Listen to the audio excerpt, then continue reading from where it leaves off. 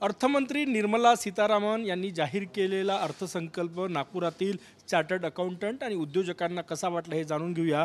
नाग विदर्भ चेंबरचे हे सगळे उद्योजक आणि चार्टर्ड अकाउंटंट आपल्यासोबत आहे। यांच्या विहिरकर यांच्याकडनं सुरुवात करतोय। कसा वाटला कसा अहिरकर? आम्हाला असं वाटलं का हा बजेट जो आहे 24-25चा तो इन्फ्लेशन बघून ह्या लोकांनी जो एम्प्लॉयमेंट वाढवासाठी आणखी इन्फ्लेशन कमी करासाठी कस्टम ड्युटीज कमी केलेली आहे, एम्प्लॉयमेंट जनरेशनसाठी नवीन स्कीम्स टाकलेली आहे, स्किल डेव्हलपमेंट आणखी MSMEसाठी स्किल्स टाकलेली आहे, इनडायरेक्ट डायरेक्ट टॅक्सेसमध्ये जास्ती फेरबदल नाही करून ह्या लोकांनी लिटिगेशनसाठी काही स्कीम्स टाकलेली आहे, त्याच्यामध्ये लिटिगेशन संपणार आहे। नवीन सरकारचा नवीन बजेट आहे, 5 वर्षासाठी हा बजेट राहणार आहे। यांची प्रतिक्रिया का राहणार आहे ते आम्ही बघत आहोत। बिहार आणखी आंध्र प्रदेशसाठी मोठी बूस्ट स्कीम्स आणलेली आहे, अशी स्कीम्स महाराष्ट्रासाठी दिसत नाही, तर अपेक्षित आहोत का नेक्स्ट बजेटमध्ये अशी स्कीम्स येईन। हे पण बजेट सुंदर आहे, छान आहे, आवडला आहे बजेट आम्हाला। तुम्ही कसं रेट करणार? मी याला 8 आउट ऑफ 10 देईल, कारण की जे इंडियाचं विजन आहे 5 ट्रिलियन इकॉनॉमी आपल्याला जायचं आहे, त्याच्या हिशोबाने हे पूर्ण प्रॉपर बजेट आहे। जे फोकस एरिया आहे, मॅन्युफॅक्चरिंग आहे, MSME आहे, इन्फ्रास्ट्रक्चर आहे, कॅपिटल मार्केट आहे, सर्वांना सोबत घेऊन ते बजेट घेतलेलं आहे। जास्त काही फेरबदल केलेला नाही टॅक्सेशनमध्ये। हे चांगली गोष्टी आहे की टॅक्सेशनचे ते आता जे लिटिगेशनचे अपील फायलिंगचे लिमिट आहे त्यांनी ते वाढवून दिलं, म्हणजे सरकारलाही जास्त आता अपील लिटिगेशन पाहिजे नाही, त्यांना पाहिजे क्लिअर कट केसेस पाहिजे। ते जे असेसमेंट रिअसेसमेंटचे जे 6 वर्षाचा लिमिट होतं त्यालाही कमी करून दे, म्हणजे it's a overall positive boost to the economy. Sir तुम्ही कसं बघता याच्याकडे? कैसा लगा आपको ये ओवरऑल बजट? देखिए बजट अच्छा है, उम्मीद बहुत ज़्यादा थी। उम्मीद के हिसाब से मैन्युफैक्चरिंग, इनोवेशन, इंफ्रास्ट्रक्चर, एग्रीकल्चर सब पे उन्होंने फोकस करने की कोशिश की, उनको अपने प्रायोरिटी में शामिल करने की कोशिश की। लेकिन एक आम करदाता की दृष्टि से अगर मैं देखूं तो अगर डायरेक्ट टैक्स की अगर बात करूं तो बहुत ज़्यादा उम्मीद होती है कि डायरेक्ट टैक्स में रिलीफ मिली। स्टैंडर्ड डिडक्शन को नॉमिनल 50,000 से बढ़ा के 75,000 किया, फैमिली पेंशन की लिमिट को 15,000 से बढ़ाकर 25,000 किया। ये कहने के लिए अच्छा लगता है, लेकिन एक आम करदाता की दृष्टि से देखूं तो एक सैलरीड एम्प्लॉय को अगर आप कहें कि 75,000 का स्टैंडर्ड डिडक्शन उसकी पूरी इनकम पे, तो उसे लगता है कि कहीं ना कहीं वो बहुत छोटा अमाउंट है। एक सैलरीड एम्प्लॉय की अगर मैं दृष्टि से बात करूँ, अगर मैं बिजनेसमैन हूँ तो मुझे हर एक एक्सपेंस का डिडक्शन मैं क्लेम कर सकता हूँ जो मैंने इनकम को अर्न करने के लिए किया है, लेकिन सैलरी एम्प्लॉय को सिर्फ 75,000 देना या फैमिली पेंशन में से 25,000 देना आज के युग में बहुत कम है। साथ ही साथ टैक्स रेट में मामूली बढ़त की गई है। सरकार की मंशा है कि सभी लोग धीरे धीरे न्यू टैक्स रेजिम में जाएं। हमारा जो कल्चर है, जो हमारा सिद्धांत है कि हम बचत ज़्यादा से ज़्यादा करें, हमने पास में देखा कि बचत का इंपॉर्टेंस कितना ज़्यादा रहा है हमारी हिंदुस्तान की संस्कृति में, जो हमारी खून में। हम इस संस्कृति को बढ़ावा देने के लिए ATC का डिडक्शन देते थे ताकि अलग अलग जगह में इन्वेस्ट करें। उस ATC की लिमिट को नहीं बढ़ाना, ये शायद अपने आप में एक दुर्भाग्यपूर्ण है, बाकी सब बढ़िया है। सर आपको कैसा लगा बजट? मुझे लगता है कि कुल मिलाकर बजट बहुत अच्छा है। इसमें महिलाओं के ऊपर, युवाओं के ऊपर, किसानों के ऊपर फोकस किया गया है और कुल मिलाकर बजट अच्छा है। सर आप? मेरे हिसाब से ये एक साधारण बजट है, क्योंकि मैं चाहता था कि भी हमारे जो व्यापारी लोग जो है कोविड के टाइम पर जो ये पूरा व्यापार जो है चौपट हो चुका था, उसके लिए ख़ास कुछ ना कुछ स्कीम लाना चाहिए था। हमारे बहुत उम्मीद थी, लेकिन कहीं पे भी इस टाइप से वो किया नहीं गया। कस्टम में भी जो है सिर्फ गोल्ड और ये भाई बहुत सी आइटम ऐसी भी है कि जो दूसरे भी बहुत से कस्टम में उसमें भी जो है उसके प्राइजेस रिड्यूस होना चाहिए था।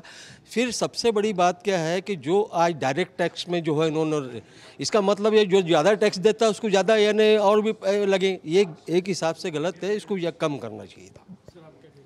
मेरे हिसाब से ये एक फ्यूचरिस्टिक बजट है, एक बैलेंस बजट जो उन्होंने पिछले साल के हिसाब से कुछ चीज़ें दी है। आज जो मध्यम वर्ग के जो लोग हैं उनको कुछ रियायतें उनको दी गई है। फिर PM आवास योजना के अंदर में उद्योजक के नाते आपको कैसा लगा ये? उद्योजक के नाते आज MSME के अंदर में मुद्रा लोन योजना में 10 लाख का जो प्रावधान था वो उन्होंने 20 लाख किया है। फिर क्रेडिट लिंक गारंटी स्कीम उन्होंने लॉन्च करी है, जिसमें वो गवर्नमेंट क्रेडिट देगी व्यापार के लिए। अब व्यापार के लिए अगर गवर्नमेंट देगी और उस व्यापार को बढ़ावा मिलेगा तो इसका फ़ायदा सारे व्यापार जगत को मिलेगा। उसके बाद में इन्होंने 3 करोड़ आवास जो घर हैं वो देने के लिए वादा किया है। तो 3 करोड़ जब घर बनेंगे तो उसका फ़ायदा कंस्ट्रक्शन इंडस्ट्री को होगा और पूरी इंडस्ट्री को मिलता है इसका फ़ायदा, तो ये सभी के लिए फ़ायदेमंद है। सर आप कितना रेट करेंगे? आउट ऑफ 10 अगर रेट करना है इस बजट को, कितना रेटिंग देंगे? आउट ऑफ 10 7 दूंगा ये बजट को। क्यों 7 क्यों? ये है मिला जुला बजट।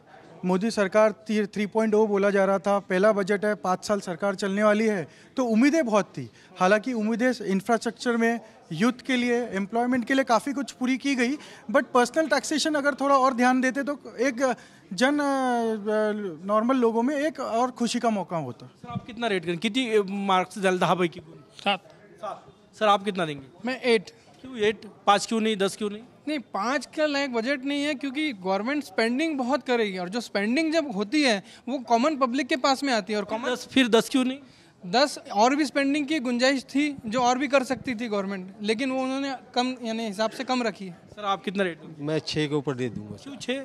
इसलिए कि मैं जिस टाइप से जो चाहिए था कि आज अपने यहाँ इस व्यापारियों को जो ग्रोथ होना चाहिए वो नहीं हो रही है, इसके लिए मैं इसको 6 के ऊपर नहीं दे सकता। सर आप कितना? 8 दूंगा। क्यों 5 क्यों नहीं, 10 क्यों नहीं? नहीं, जो मुझे लगा है, जो जिस प्रकार किसानों को दिया गया है, महिलाओं को दिया गया है, व्यापारियों के लिए ठीक है, 3 लाख का खाली छूट दिया है उन्होंने। हमारी अपेक्षा थी 5 लाख की, लेकिन वो नहीं हुआ, पर कुल मिलाकर बजट अच्छा है। अच्छा है। सर तुम्ही किती द्याल? मैंने तो 8 ऑलरेडी दे दिया आपके सामने, और मैं इसका कारण देना चाहता हूँ। आप पूछ रहे क्यों 8 क्यों? एक चीज़ बहुत गौर करने वाली बात है कि जो सरकार ने फिस्कल डेफिसिट पे जो बात की है, 4.9% फिस्कल डेफिसिट रखने का टारगेट रखा है। बहुत अच्छी बात है ये अपने आप में कि सरकार ने ऐसी स्पेंडिंग की है जो कैपिटल डेवलपमेंट स्पेंडिंग बोलते हैं, जिसको इंफ्रास्ट्रक्चर है, शिपिंग है, डिफेंस है, रेलवे है। ऐसा कोई स्पेंडिंग नहीं करे जिससे आपका डेफिसिट बढ़ जाए, यानी कोई सब्सिडी दे रहे हैं सरकार या कोई ऐसी बांटने वाली स्कीम ऐसी नहीं है। सारी डेवलपमेंट स्कीम जो भी है वो पॉझिटिव्ह डेव्हलपमेंट आहे। तुम्ही किती? 7. 7 का?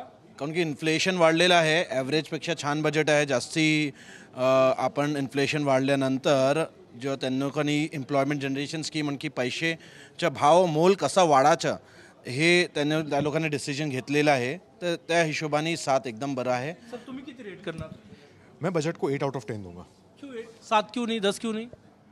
बाकी सब अच्छा था, बस थोड़ा इनकम टैक्स में ज़्यादा छूट मिलती है तो शायद उससे ज़्यादा भी दे देता। नागपुरातील चार्टर्ड अकाउंटंट्स असो किंवा उद्योजक असो, स्वागत केलेलं आहे NDAच्या 3ऱ्या सरकारमधल्या पहिल्या बजेटचं, आणि अपेक्षा केलेली आहे की पुढच्या वेळेस जसं आंध्र प्रदेश आणि बिहारसाठी ज्या योजना आल्या तसं झुकतं माप पुढच्या वेळेस महाराष्ट्रासाठी राहील, हीच अपेक्षा या सगळ्या उद्योजकांची आहे. कॅमेरामॅन विशालसह गजानन उमाटे, TV9 मराठी, नागपूर.